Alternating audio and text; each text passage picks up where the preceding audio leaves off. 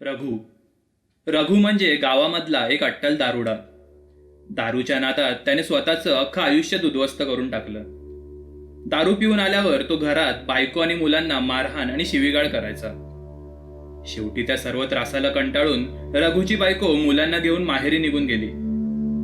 जा जा, मला काही फरक पडत नाही, मी आणि माझी दारू, आमची साथ कधी सुटणार नाही बघ, असं बोलून रघुने तिला अडवण्याचा अजिबात प्रयत्न केला नाही.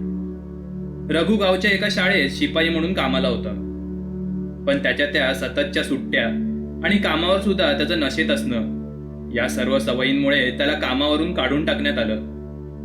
आणि एवढं सगळं होऊन सुद्धा सुधारेल तो रघु कसला. ते शेवटी म्हणतात ना, जित्याची खोड मेल्याशिवाय जात नाही म्हणून. नोकरी गेल्यावर रघु आता दारूसाठी पैसे मिळवायला घरातील एक एक गोष्ट विकू लागला. अगोदरच घरची गृहलक्ष्मी घर सोडून गेल्यापासून त्या घरची शोभाच निघून गेली होती, आणि त्यात रघु आता त्या घराला आणखीनच ओसाड बनवायला निघालेला. शेवटी शेवटी तर त्याने अख्खं घरच गहाण टाकलं. असेच काही दिवस निघून गेले. काही ना काही उलाढाली करून जमवलेला तो पैसा आता संपत आला होता. रघु आता गावच्या बाजारात ह्याच्या त्याच्याकडून दारूसाठी पैसे मागत असाच बाजारात पडून असायचा. पण एक दिवस जणू काही चमत्कारच घडला. खूप दिवसांपासून रघुला दारू मिळाली नव्हती. त्याने काही धड खाल्लं सुद्धा नव्हतं. वाढलेली दाढी, अंगात मळके कपडे, अशा अगदी दयनीय अवस्थेत रघु बाजारात एका कोपऱ्यात पडून होता. तोच एक लहान मुलगी रघुजवळ आली. तिने स्वतःसोबत आणलेले ते जेवण रघुला दिले आणि ती पुन्हा धावत आपल्या आईबाबांकडे गेली. मागे तिकडे तिचे आई बाबा आणि भाऊ उभा होता. समोरचे ते आनंदी कुटुंब पाहून रघुच्या डोळ्यात चटकन पाणीच आलं. आपली मुलं काय करत असतील ती आता. मी जर असा वागलो नसतो तर ते मला सोडूनच गेले नसते. शांता मला नेहमी समजावायची, पण मीच माती खायचो दरवेळी आणि नशेत तिला मारहाण करायचो. रघु रडतच आपल्या बायको मुलांची आठवण काढत होता. बऱ्याच दिवसांपासून उपाशी असलेल्या त्या रघुने ते मुलीने दिलेले जेवण अगदी काही क्षणात संपवले आणि डोळ्यात आलेले ते पाणी पुसत तो जागीच उभा राहिला. नाही, अजून वेळ गेली नाही. आपण आता सुधारायचं, आपल्या बायको आणि मुलांना त्यांच्या हक्काच्या घरी परत आणायचं, असा विचार करून रघुने थेट आपली सासूरवाड गाठली. तो दारातच उभा राहून बायकोला हाका मारू लागला. तशी त्याची बायको शांता घराबाहेर आली. समोरील ती रघुची अवस्था पाहून काही क्षणासाठी तिचे डोळेच पाणावले. पण दुसऱ्याच क्षणी तिला भूतकाळातील रघुची ती मारहाण आणि बेजबाबदार वागणूक आठवली. तसं ती पुन्हा घरात आली आणि तिने दार लावून घेतले. रघु बाहेरून तिला आणि मुलांना हाका मारत होता. अगं शांता, मी दारू सोडणार आहे, मला सुधारायचं आहे, चल आपल्या घरी परत जाऊयात आपण. रघु अगदी जीवाच्या आकांताने ओरडत होता. पण रघुच्या अत्याचारांनी शांताचं मन इतकं सुन्न झालं होतं की तिला रघुची ती आर्त हाक ऐकूच येत नव्हती. शेवटी शांताच्या भावाने रघुला तिकडून हाकलून लावलं. रघु आता खूप निराश झाला होता. त्याची पावलं आता पुन्हा दारूच्या दुकानाकडे वळू लागली. तसाच चालत तो बाजारातील दारूच्या दुकानाजवळ येऊन पोहोचला. पण तेव्हाच त्याला त्या मगासच्या लहान मुलीची आणि त्या आनंदी कुटुंबाची आठवण झाली. तशी त्याची पावलं आपोआप त्या दुकानापासून दूर जाऊ लागली. रघुने अगदी मनापासून सुधारायचं ठरवलं होतं, पण भूतकाळातील त्याच्या त्या वागण्यामुळे त्याला कोणीच काही काम देईना किंवा कसलीच मदत करत नव्हतं. रघु आता खूप नैराश्यात गेला होता आणि त्यातच त्याने एक टोकाचा निर्णय घेतला. हे काय करून बसलो मी. बायको मुलं दूर झाली, घर गमावून बसलो, जगण्याचा कंटाळाच आलाय आता एक काम करतो, गावच्या त्या डोंगरावरून खाली उडीच मारतो, सगळा त्रासच संपून जाईल मग. अशा विचाराने रघु त्या डोंगराच्या दिशेने चालू लागला. ती दुपारची वेळ होती. डोंगराच्या माथ्यावर पोहोचायला वाटेत एक जंगल लागायचं. रघु आता त्या जंगलातून वाट काढत वरच्या दिशेने चालत होता. आणि तेव्हाच रघुला त्या जंगलामधून कसली तरी कुजबूज ऐकू आली. तो कोणतरी माणसाचा आवाज होता. तसं रघु त्या आवाजाच्या दिशेने जरा पुढे सरसावला. समोर एक मोकळ्या जागेत एक 50-60 वर्षांचा माणूस पाठ करून बसला होता. तो एकटा स्वतःशी काहीतरी बोलत तिकडे वेड्यासारखे हातवारे करत बसलेला. तसं रघु एका दगडामागे लपला आणि तो माणूस काय बोलतोय ते ऐकण्याचा प्रयत्न करू लागला. मी आज मुक्त होणार, सुटका होणार माझी तुझ्यापासून. तुझा नवीन मालक येतो आहे तुला न्यायला. अरे येणार कसला, तो बघ आलाच. बघ कसा दगडामागे लपून बघतोय मला. अरे बाळा लाजू नकोस, ये ये समोर ये, तुझीच वाट पाहत होतो मी. त्या माणसाचे ते बोलणे ऐकून रघु जरा दचकलाच. मी पाठीमागे लपून बसलो आहे हे त्या माणसाला कळलं कसं काय? तसा रघु दबक्या पावलांनी तिकडून पळण्याचा प्रयत्न करत होता. आणि तोच मागून त्या माणसाने हाक मारली. थांब रघु, आजचा दिवस हा तुझं नशीब पालटून टाकणार आहे बघ. उगाच जाऊन जीव देशील आणि या सुवर्ण संधीला गमावून बसशील बघ. जसं तू शांता आणि मुलांना गमावून बसलास ना, अगदी तसंच. त्या माणसाचं बोलणं ऐकून रघु जागीच थांबला. या माणसाला तर माझी अख्खी कुंडलीच माहिती आहे आणि मी इकडे जीव द्यायला आलो आहे हे या माणसाला कसं काय कळलं? या विचारांनी रघुला घामच फुटला. तसं मग रघु मागे वळला आणि त्या माणसाच्या समोर आला. तो माणूस तिकडे डोळे बंद करून काहीतरी मंत्रोच्चार करत बसलेला. रघु समोर आल्यावर त्या माणसाने डोळे उघडले आणि तो रघुला बोलला, अरे मूर्खा, आयुष्य संपवायला निघालास. तुझं आयुष्य तर आज खरं सुरू होणार आहे. तुझ्या सर्व इच्छा पूर्ण करायचं गुपित आहे माझ्याकडे. रघु त्या माणसाच्या बोलण्यात अगदी गुंगून गेला होता. हे सर्व कसं काय शक्य आहे? मला काय करावं लागेल या सर्वांसाठी? रघु त्या माणसाला विचारू लागला. काहीच नाही. आज रात्री मी या ठिकाणी एक हवन करणार आहे. तेव्हा तुला फक्त मी जे मंत्र बोलेन ना, ते फक्त माझ्या मागे पुन्हा उच्चारायचे आहेत. तो माणूस बोलला, काय? बस एवढंच? मी तयार आहे मग या कामासाठी. असे बोलून रघुने होकार दिला. आता ते दोघेही तिकडे बसून रात्र होण्याची वाट पाहत होते. त्या माणसाने हवन करण्याची पूर्ण तयारी केली होती. तो माणूस रघुला त्याच्या विविध चमत्कारांविषयी सांगत होता. मी आयुष्यात अनेक लोकांच्या समस्या दूर केल्या. माझ्या समोर आलेल्या व्यक्तीच्या मनात काय काय चालतं हे मला आपोआप ऐकू येतं. आता सुद्धा तू हाच विचार करतो आहेस ना की हे सर्व कसं काय शक्य आहे? कसं काय हा माणूस एखाद्याचं मन वाचू शकतो? तो माणूस बोलला, हो अगदी खरं, मी हाच विचार करत होतो. तुम्ही खरंच अलौकिक आहात. पण खरंच कसं समजतं तुम्हाला लोकांच्या मनातलं? रघुने विचारले. कळेल, लवकरच तुला तुझ्या सर्व प्रश्नांची उत्तरं मिळतील. फक्त ही आजची रात्र, मग मी माझी ही अलौकिक विद्या तुलाच देणार आहे आणि मग तूही माझ्यासारखंच लोकांचे मन वाचून त्यांच्या समस्या दूर करशील. असे बोलून तो माणूस जोरजोरात हसू लागला. रघु सुद्धा खूप खुश झाला होता. आपलं आयुष्य आता परत सुरळीत चालू होणार असा विचार रघु करत होता. पण खरंच असं घडणार होतं का?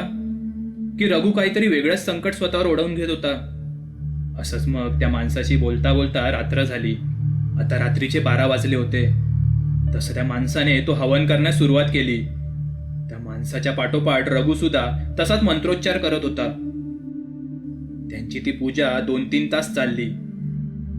आणि तोच अचानक रघुला त्याच्या कानामध्ये कसली तरी जोरजोरात हालचाल जाणवू लागली. कोणतरी कीटक त्याच्या कानात शिरावा तसं काहीच रघुला जाणवत होतं.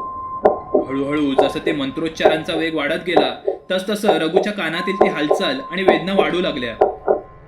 आणि एका क्षणी रघु जागीच उभा राहिला. तो आता वेदनेने कळवळून सारखा कान हाताने बंद करण्याचा प्रयत्न करत होता. आता असह्य झाल्याने रघु तिकडून पळत सुटला. इकडे मागे तो माणूस जोरजोरात हसून बोलू लागला. सुटलो रे बाबा एकदाचा. माझ्या मागची एक मोठी पिढा टळली. जगणं अगदी अशक्य करून टाकलेलं त्या कर्णपिशाच्यांनी. पण त्यांना आता नवीन मालक भेटला. तेही खुश आणि मीही खुश. रघु असं सैरावैरा पळत सुटला होता. आणि तेव्हाच त्या जंगलात कुठेतरी पाय अडकून तो खाली पडला आणि आपली शुद्ध हरपून बसला. इकडे त्या माणसाने आपली पूजा आणि साहित्यावरून तिकडून पळ काढला होता. त्या माणसाला खरं तर कर्णपिशाच्यांची विद्या प्राप्त होती. सुरुवातीला तो त्या विद्येचा वापर करून लोकांच्या समस्या वाईट मार्गाने सोडवायचा. पण जसजसा काळ सरकत गेला तसतसं त्या माणसाला त्या कर्णपिशाच्यांचा त्रास होऊ लागला. पूर्वी फक्त कामाच्या वेळी कानात कुजबुजणारे ते पिशाच्च आता मात्र न थांबता सतत त्या माणसाच्या कानात कुजबुजत राहायचे. तो आता त्या सर्व गोष्टींना खूप वैतागला होता. रात्री सुद्धा त्याला त्या आवाजांनी धड झोप येत नसे. शेवटी त्याने या सर्वांवर मात करण्यासाठी एक मार्ग शोधून काढला, आणि तो म्हणजे त्या कर्णपिशाच्याला राहण्यासाठी एक नवीन मालक शोधून द्यायचा.